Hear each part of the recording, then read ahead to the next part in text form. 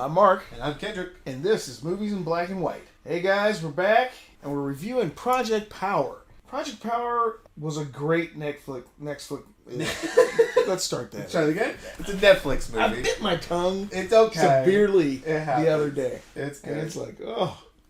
It happens. It's a Netflix movie, like Mark was saying. It's exclusively on Netflix, and it is, like we talked about, a streaming movie. Yeah. It is. It wouldn't have done well in theaters. I think it would have done okay, but it wouldn't have been Marvel DC standard. Yeah, well. I don't think it would. I think, honestly, it would have returned less than what they would have projected to return. Yeah, I mean, it was built on a $85 million budget. Holy 85.5, yeah.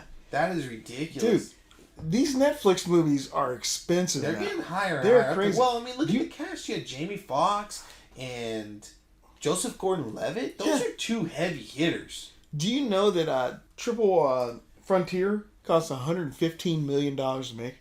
No shit. I am not kidding you. That was a budget of $115 million. Well, that had a killer cast. Big time cast. Yeah. If you want to look at it real quick, the top 5 of these Marvel mockbusters that we, or Netflix mockbusters that we looking at, Bright was $90 million. That was a good movie. People great. hated that movie, but I loved it. I can't wait. I have that as my number 1 Netflix movie. Really? Yeah. I like that movie. I really did. Okay. Like we said, Project Power was $85.5 million. Old Guard was $70 million. And Extraction was $65. See, I love Extraction. Yes. I would put that as my top, honestly. Like, I love Bright, but Extraction was freaking awesome. It's in my top 3, Extraction. What the hell is Gray Man?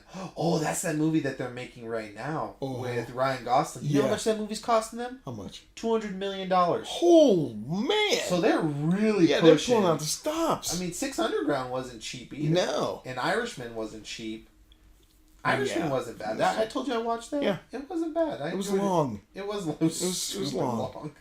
It was ridiculous. It wasn't bad. No. But Six Underground cost $150 million. They did too much to try to reclaim the magic of Casino and, Goodfellas. Yeah, it was a little too much of that. Okay, so the Irishman budget was anywhere between $159 to $250 million. Oh, it only made $8 million in the box office. It wasn't in the box office very much. No. It was like a very limited release because Netflix owned the rights to it since they produced it. But this just goes back to our conversation. A lot of movies can go on Netflix without any issue. Like Extraction, great movie, was fine on Netflix. Right. As much as I would like to have seen it in theaters because I love the John Wick movies in theaters, Extraction was good. But we're getting off topic here. Project Power. Project Power, starring Jamie Foxx, Joseph Gordon-Levitt, cameo appearance by Machine Gun Kelly, and a newcomer, pretty much a newcomer. What's her name? Dominique Fishback. Yes, that's right. She was in it. Courtney B. Vance was in it. It's set in New Orleans, which is a good place for this to be set. Because it gave it enough grittiness. It gave it enough. You felt the emotion, and the dialect came out with a couple of the characters. What they're doing in this movie is the government is trying to test out this new product, and this new product gives you powers for 5 minutes. For 5 minutes. Wow! It was. It either gives you powers or it blows kills you the fuck up. Yeah, one and two. Yeah, not in a very good. Your power could be something really dumb. Destroyed. The way it works is it interacts with your genome, and it says, "Okay, we're going to turn this on inside your body." So. Well, what it activated was the animal ancestry you have in your body. So some people had, bulletproof skin because they had certain genomes in them. Other people had the ability to self-generate. Other people had the ability to, do something with the thermogenics in their body. Regular heat. It was all over the place, and it all depended on your genome type. And I guess if your genome type wasn't compatible with that pill, you went boom. Boom. And it wasn't pretty. It was a bad, gruesome explosion. Or if you overdosed on it. You overdosed. So you should only take one of them at a time. But some people decided they wanted to really pony up and go for the gusto. Okay. Yeah. And how this pill gets started is Jamie Foxx and some military guys were tested on early in the days. Mm-hmm. He gets this radiation treatment that gives him a certain power, but he passes this on to his daughter, his unborn daughter. Yeah. And his daughter has it naturally, full-time all-the-time power. Yeah. And it's pretty much the power to heal, which is cool within itself. Jamie Foxx's power by far was the most cool. Visually stunning, cool power. He had this ability to like turn the air and the water into this superheated thermodynamic holy crapness that just incinerated in people and just launched them, and it was brutally cool how they did his power. Well, he said he got his power from the what was it? The something shrimp. Shrimp. Yeah. It clicks its claws at such a speed that it superheats the water around it, causing a big bubble. It was a pistol shrimp. Yeah, pistol shrimp. Yeah. And it causes this huge bubble, and it destroys the prey that it's going after. Stuns it, destroys it, and it just eats it. He eats the leftovers. Exactly. It's funny when he uses that against the guard, too, and scares the crap out of him. Good choice. Just Mr. Shrimp there eating. You know. It was actually a very well-written movie. There were certain things that could have been expanded upon, but for what we got, for it being, I don't know if it's the start of a trilogy or a series or whatever, but it was very well self-contained, and it left just a few threads open for people to pull on if they so desired. But they could have done just a little bit more with it. But what we got, I was absolutely okay with. I got to fill in the gaps myself. I got to see all the cool powers that they wanted to show off. You got to see a plethora of everything. I mean, only one person blew up because they weren't compatible with the pill. One person OD'd, and the other just died from combat or whatever have you.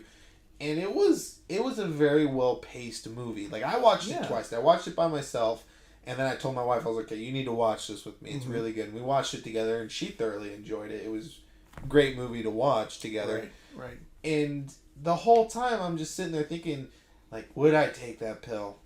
Yeah, I would take that fucking pill. I wouldn't even hesitate. Like, whoop, whoop. Let's go. Going on. Yeah, right. If I blow up, I blow up. If I don't blow up, awesome. Let's see what happens here. Down. It's a bet I'm willing to take. Yeah, the government was testing it out on the people of New Orleans. Well, they were giving the pills away free to drug dealers. Yeah. And then the drug dealers were going and selling them. And they were even like, what's the catch? Yeah. There's no catch. Well, they know that they were tracking those pills, tracking the powers. Tracking everything so that way they could either build a better product or sell it to other governments for, armies, what have you, to take over, do all the craziness that the government's always trying to do in these movies. It was action-packed to a certain extent. It had its spy elements, which are always fun to watch if done properly. It had comedy. There was quite a few scenes where I was chuckling out loud, like, ha, that's funny. Joseph Gordon-Levitt by far had the best comedy scenes out of the whole movie. Too. His Clint Eastwood impression cracked me up to no end. You gotta think. Am I gonna be the guy? It goes back to the boss and leaves the bag man empty. I'm gonna go be awesome. Yeah. Hey, you went the wrong way. I know. That's funny. It was visually stunning. Yes. Great effects. I mean, I can see where they spent a bit of the money. Yeah, I would hope so. And the soundtrack was really awesome. It was really good. And when what was her name? The girl that played Robin? Dominic Fishback? Yes. When she rapped, it was really good. Like, she did really good. And you could tell Jamie Foxx was like, all right, you pretty legit. Like, you did good. And Jamie Foxx comes from a musical background too, so that's some high praise. Like, you could tell on his face, like, damn, this girl's got some talent here. And I think the end song was by her too, wasn't it? Yeah. She was a duet in the end song. Yeah. As of course, Jamie Foxx and Joseph Gordon-Levitt do a great job in the movie. Well, they do great. I mean, it was a hit out of the park for them. I believe, like you said, it was a good, very good Netflix movie. Yes. I mean, this is, in this time of COVID, stay at home, watch this movie. Right. You're going to be entertained. Yep. You'll be thrilled. The part that got me, though, I'm going to get a little nerdy on you for a second. I don't know if you know who Casey Neistat is. No. Okay. So but he was the guy that was on the motorcycle, wasn't he? Yes, he was. Yes. Yeah. So he is a YouTuber. Pretty famous YouTuber, actually. He was based out of New York for a long time, just moved to LA recently. And he does all these cool movies. He calls them movies, but they're 10, 15-minute videos that he does on YouTube. And he puts together some really cool stuff. He does a lot of drone scenes and stuff. He actually did a vlog where he was on set doing the movie scenes, and nice. he was, hanging out with Jamie Foxx and everything, and it was really cool, like, just seeing him, because I've watched him for years, and then he popped up and like, hey, that's nice, Dad. And then it dawned on me, I was like, these are the guys that he always talks about that he's really good friends with. This is their movie. Oh, okay. Because I remember That's when Nerve came out, which was the director's previous film, and the directors are Henry Joost and Ariel Schumann. They're a directing duo. They're pretty cool guys from what I've seen on Nice Edge channel. But he always makes appearances in their movies. He made a brief appearance in Nerve, and he had a bigger role in this movie. And it was just cool seeing that, being a huge YouTube fan and watching his videos, seeing him pop up in not really an expansive role or a big role, just a role. And it was like, oh, that's really cool. Oh, This is something cool. to keep your eye out for. No doubt. They had a lot of cool stuff. Like you said, Machine Gun Kelly's in it. Personally, I don't know the guy, anything about him. From don't Cleveland, really care, so, whatever. I know you know Mr. Ohio Man over here. To all our fans in Ohio, woo. Actually, a lot of our Facebook fans are from Ohio. Yeah. I don't know what you did over there, but you threw it out there, man. I'm just a popular guy. Clearly, that's what it is. There's a lot of cool stuff in this movie, and like usually when you have those kind of people like Machine Gun Kelly that have no business being in a movie show up in the movie, they actually did really well with him, and I think that's a testament to that director's style, and even the way they intercut certain sections of the movie, like when they took the pill, you saw their body morph on the inside, and like when Joseph Gordon-Levitt's power surfaced, which was bulletproof skin, you saw his skin turn into hexagons. Kind of like I think he was after an armadillo. Yeah. It was just really cool how they tied it all together and made it look for each individual. Right. And you saw the power burst inside of them. Exactly. It was visually an impressive movie. Right. Very well put together. Very well put together. Like I said, very well paced. There wasn't a point in the movie where I was like, all right, can we speed this shit along? Like, I'm getting bored here. The only thing I wish they would have done a little more of was, I feel like Joseph Gordon-Levitt was a little underutilized. Yeah, I agree. Even though he had the standout moments in the movie. I agree with that. I could watch Jamie Foxx all day. I love him in it, but I wish they would have had more of those two together, because when they finally came together, the dynamic was great. That's exactly what I was thinking when I was watching. Yeah. Like, hey, man, these two would have been great to play off each other in the movie. And they only got a good 10 minutes to play off each other. Yeah. Total. There was the first few minutes together, and then they separated to go do their own little quest thing. Yeah. And then they came back together at the end, and they had bickering moments here and there. And it was great. But the only tying source through the whole thing was Robin, and luckily they got a girl who could play that character. So, because if that character didn't work, if that actress couldn't pull that off, the movie wouldn't have worked. They would have fell flat on their face. And that just props to her for being able to pull that off. And I think properly. More than anything with her character, she was relatable in that situation, because they didn't get a quote-unquote Hollywood starlet to play the part. And they got a really down-to-earth, real natural girl to play this part. Yeah. And it was really cool with it. Oh, she's my age. She was born in 1990 or 1991. It's not specific, but that's cool. She didn't look like she was almost 30. No, heck no. She looked like a teenager. Right. She played the part well.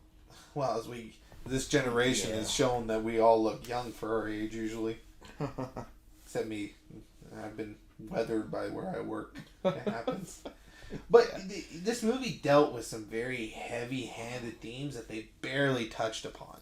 Like, they mentioned how Katrina affected New Orleans, and they didn't really delve into it, but you could still see that the people of New Orleans were dealing with the fallout from that. Even now, being... When was Katrina? Katrina was in 2008, 2006? 2006? Was it? I think. 2006 or 7.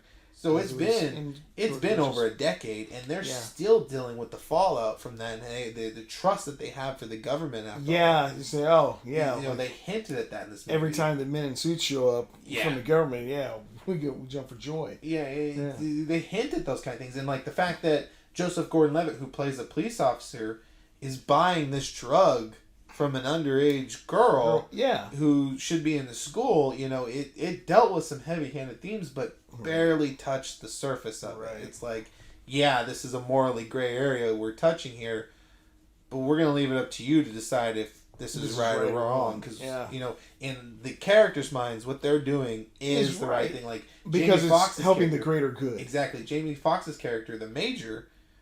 He fucked people up. Oh, yeah. And he fucked them up hardcore. But in his mind, he's doing everything he can to get his daughter back. Right. He doesn't see himself as the villain. He's like, yeah, I did some bad things, stuff, but the end point of this is I get my daughter back. I don't care what it is.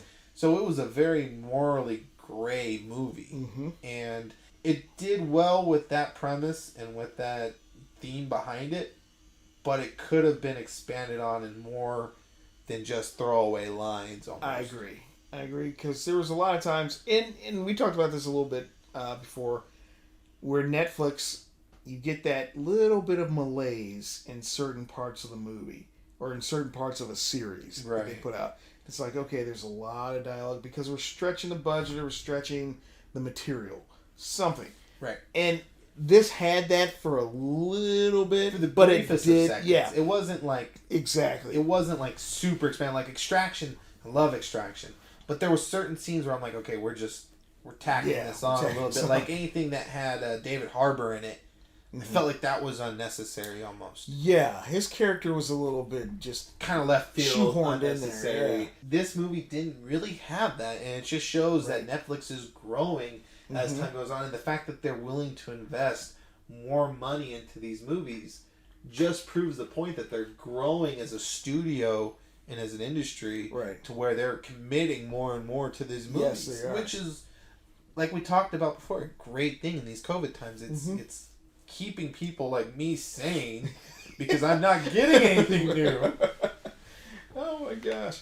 Yeah, we definitely need content that's much more crisp and a lot deeper than what we've been getting before.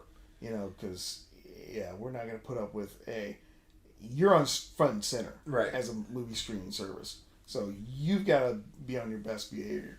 You got to put out your best products. And they're the only ones really that keep pushing out solid hit after hit. Because, like, Extraction was a big thing.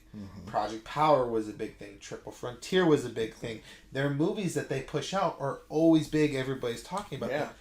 I can't name more than one or two Hulu movies or Amazon Prime movies that really go, oh my gosh, yeah. Like, for me, Hulu, the biggest movie I've seen on Hulu that I thoroughly enjoyed was Palm Springs. Palm Springs, yeah. I can't really think of another one. On Prime, I mean, movie-wise, not that much. They had Manchester by the Sea, yeah, and they had The Report.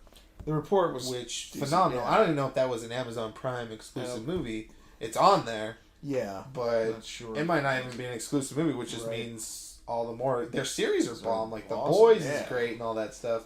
Man in the High Tower was awesome too. Netflix just continues to kill it, both with their series and their movies. Yeah. And they're getting to the point where even their series are starting to be more like movies. Like Stranger Things is becoming more movie-esque as it goes. Umbrella Academy. Umbrella Academy is fantastic. Super. And The Witcher. Yeah. Oh my gosh, fantastic. Yes, love it. Oh, I love it. So, personally, One thing on The Witcher. Okay. Have you seen Cavill preparing for season 2? That motherfucker is so yoked. He's just I don't know insane. how he finds the time to build any more muscles than he already has. Yeah, it's insane. I wish I had that kind of commitment to my body and not my pudge, because I would be a happy man. I like tacos. You're goddamn right. I like tacos and burgers. Yes. Give me my movies. Give me my burgers and my tacos. And some French fries. I'm a happy man. Yes. And a little bit of beer here and there. Ice cream. I'm good to go. There you go. Golly, I wish I had the commitment that man has. Hell, I wish I had the commitment Jamie Foxx has, because he's no doubt. He's at his age. He took his shirt off in the movie. I'm like, God damn, how old are you? And you got some abs going on. Right. Man's 52 years old, Mark, and he's still got a 6-pack going on. It's ridiculous. It's fucking ridiculous. That makes me just, I'm gonna go hide now. Into your craft, but. Like you said, Project Power, good movie. We recommend you watch it. Oh, absolutely. I mean, you have no reason not to watch it. If you don't have a Netflix account, sign up for a few-day trial and watch it. I mean, hell, you could sign up for a 7-day trial and watch 7 solid days of nothing but good crap. Yes, good content. Do you know Joseph Gordon-Levitt's almost 40 years old? Jeez. Does that make you feel old? Because I remember when he was a kid on certain TV shows. Yeah. I mean, hell, he's older than me, but I still remember seeing him young, and now it's like, oh, dude, you're almost 40. 40 years old. Well, I'm almost 30, so it's fair. I get it. Happens. So, let me ask you this. Would you or would you not want a sequel to Project Power? I would, because I believe they could flesh it out a little bit more. And now, would you want them to bring back both Jamie Foxx and Joseph Gordon-Levitt, or one or the other? One or the other, because I think you could follow Levitt's character a little bit more, because I think Jamie Foxx's character he's had his arc. Exactly. His arc's done. He found his daughter. Well, the way the movie ended with Levitt's character was he was going to go and expose the whole thing. Mm-hmm. That would lend itself to him kind of being on the run and trying to stop it. And he's got a good power to be able to go on the defense because he's bulletproof and he had some super strength at that point in time. Like he had a solid power. Nothing's going to come in comparison to Fox's power, though. No. Visually wise. But using that power almost killed him. Yeah, that was rough. Man, his daughter had to heal him. So that was so cool, though, where the whole air vibrated and you could see the water droplets portioning out. It was really wicked cool. Wow. Yeah. I mean, there were some cool powers. Nothing brand new or unique except maybe for Fox's, because I've never really seen quite something like that. I didn't quite understand the girl's freezing. That was weird. Because she didn't have... It wasn't really a power. It was just like, okay, this is a condition, more or less. You know. She ended up getting an icicle out through her own throat. I was like, this doesn't make any sense. Yeah. Like, maybe her power is uncontrollable. Maybe that's why it's so rare. Yeah, exactly. I mean, there was a lot in that movie that could definitely be expanded upon. And if they, if they do make a sequel and the government's able to hone that pill more, they can do some, more interesting things. Like maybe you take this pill to activate your genome power, and then you can take additional pills or whatever to activate segregated powers inside yourself, so you can combine and stuff like that. That would be something really cool that they could do. Yeah, like the one thing I would really like to see though is Robin come back for more. I would too, and see her growth now. That she's able to take care of her mom with the money that the Major gave her and everything, and see more of her and Levitt's character. Because their dialogue, the man their in the banter chair was type great. of situation. Yes. Being behind the scenes and being, an infiltrator. I was surprised she didn't take a pill, because I guarantee her pill would have been something like the Canary Cry for Black Canary. Oh, that would have been sweet. Yeah, because she's all about the vocals and that. Yeah, that would have been something like that. I haven't seen that. But like I said, there was nothing really new with this movie per se, but it was a fresh take on the genre. This concept. Yes. And it was very well put together, very well built. I'm really looking forward to these directors' more movies that they make, because they've come through on making, what do we say, Paranormal Activity 3 and 4, to making Nerve, which was a cool movie. It was very well done and made, to this. Yeah, I think one of the things that was really helpful to them is the screenplay. That's right. The screenplay was done by Maxon Tomlin. Yep.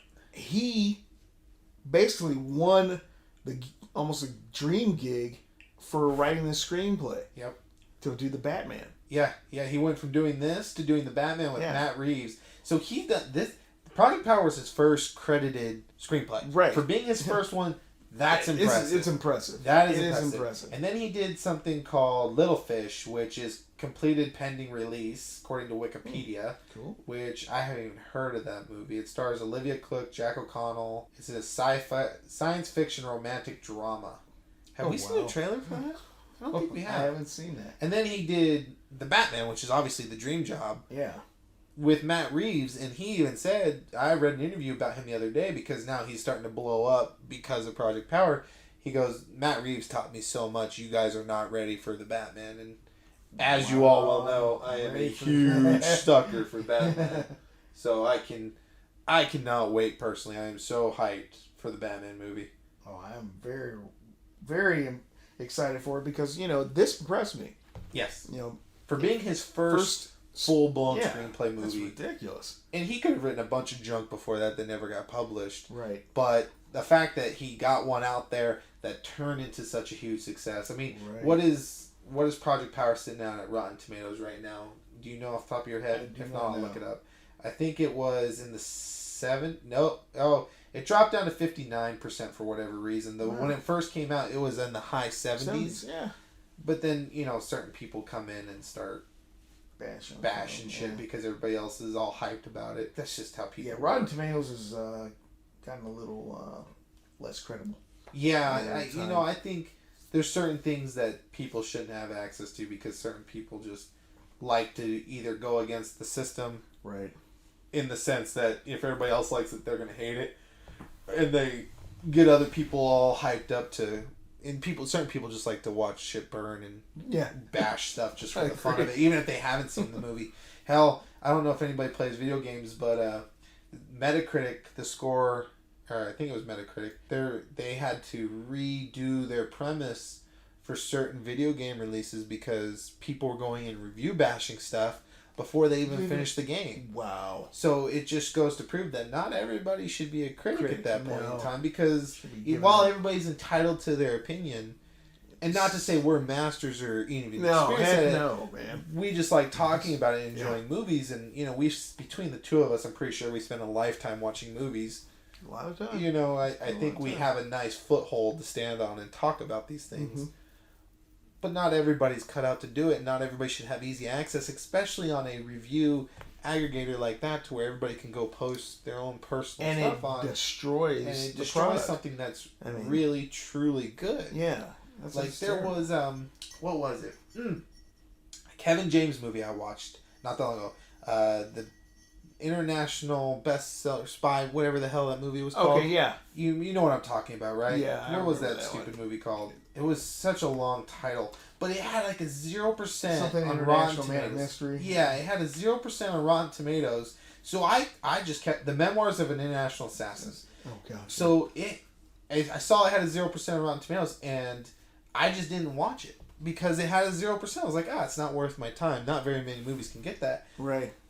But then Kevin James came out with his own YouTube channel. I started watching his videos, and I'm like, okay, he's got some chops. Let me go. I got into Kevin James stuff, so I was like, I'm gonna go watch that. I thoroughly enjoyed the movie. Wow. I thought it was funny. I thought it was interesting. It wasn't as shitty as everybody made it out to be. So I was like, what the hell happened here? Like, what happened with that movie? Now, I don't know. We're not going to do a whole review on it, but you ended up watching Becky, right? Oh, yeah. Highly recommend that movie. It's a good movie. Kevin James didn't do as good job as I hoped he would in that, though. Right. No, because of the serious nature. And I think in our minds, we look at Kevin James as just a comedic actor. I mean, he's always funny. I hate doing that, too, because he's pigeonholed into that. And I see what he was going for in this movie, but it was still a little soft. Yeah, he can't do intimidation. He can play a solid bad guy as long as that bad guy doesn't do intimidation. He can do the type of bad guy that's always smarter than the other person and outthink him and outmaneuver him and be like, holy shit, this guy's wicked smart.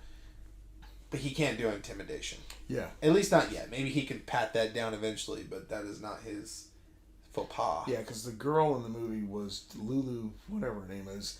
She was just over the top crazy. I think that was the one part about this movie that bothered me with Project Power was there was no big baddie to fight that popped a pill and they got to go at it and really show off their powers there at the end. I mean, there was a few power on power fights here and there, but nothing like, oh my god, that was so hype.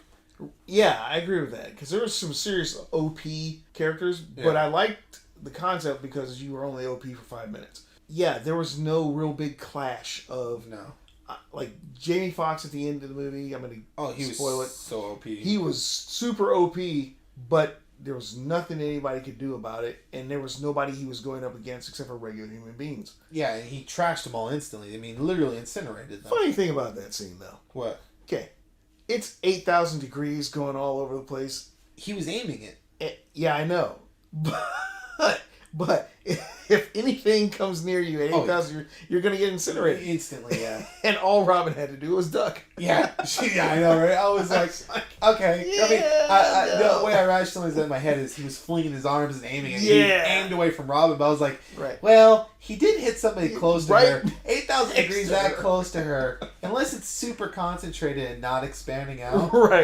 She would have been toast. Yeah. And like, I liked how some people just got blown away while other people got incinerated. I'm like, continuity means a lot here, people. But hey, whatever. But it's cool. Visually, it's stunning. Great. I mean, whatever works. It's like a Superman thing. It's like, how do you make such an overpowered character work? The answer is you don't. You really can't unless you make them relatable. Like the closest thing we've ever got to really making Superman relatable was the original Christopher Reeve movie. And even then, he was so overpowered you couldn't relate to him on certain aspects. And then Man of Steel came out, and Henry Cavill was such a human character that you were able to relate with him. And he wasn't always this perfect human being who made all the right decisions. He stumbled, he fell. Which made Superman, Batman vs. Superman, just all the more just almost nonsensical. Yeah. It was. Because I'm like going, okay. I'm telling you, did you ever watch the rated R cut? I have watched it. Did you like it better? Yeah, I liked it better. Yeah. I liked it better. But I've always had this problem with Batman going up against Superman. Oh my God! You know what we haven't talked about Since we've been Snyder Cut. Oh, it's coming. I told you it was coming. Was I not proven right yet again? They're coming. Damn! I was so hyped. I called you. I was like, I told you it was gonna happen. Yes, I was you did. so hyped. And it's coming to streaming. I need to get HBO Max now. Yeah, it's gonna be awesome. Oh, I can't wait! I'm so hyped. That's a superhero movie that I wouldn't mind going to see in theaters. But hey, I'll take what I can get with that. Oh yeah, I'm so hyped. Like I said, with the technology now you can put in your home, you can get this almost the sound quality. It's not it. If I could put the sound quality I wanted to put in my house, my wife would fucking shoot me. Well, your house would blow apart if you. I mean, honestly, if I got what I wanted in my place, yeah, it would blow the place apart. Are you kidding me? The people 3 floors below you would be kicking up at the door. What the fuck is that? Stop I already had somebody show up at my door one time. Did you really? Yeah. You'll tell me that story later. The bass was a little high. Yeah. But what were you watching? I think I was playing music at that time. Ah. Yeah. But watching anything, if you know, it's awesome. So, yet again, Project Power. Recommend it. Highly recommend it for a Netflix movie. Not meant as a derogative term, right? Obviously, like we talked about. Right. Highly recommend. Solid movie. Great fun. Great action sequences. No big payoff.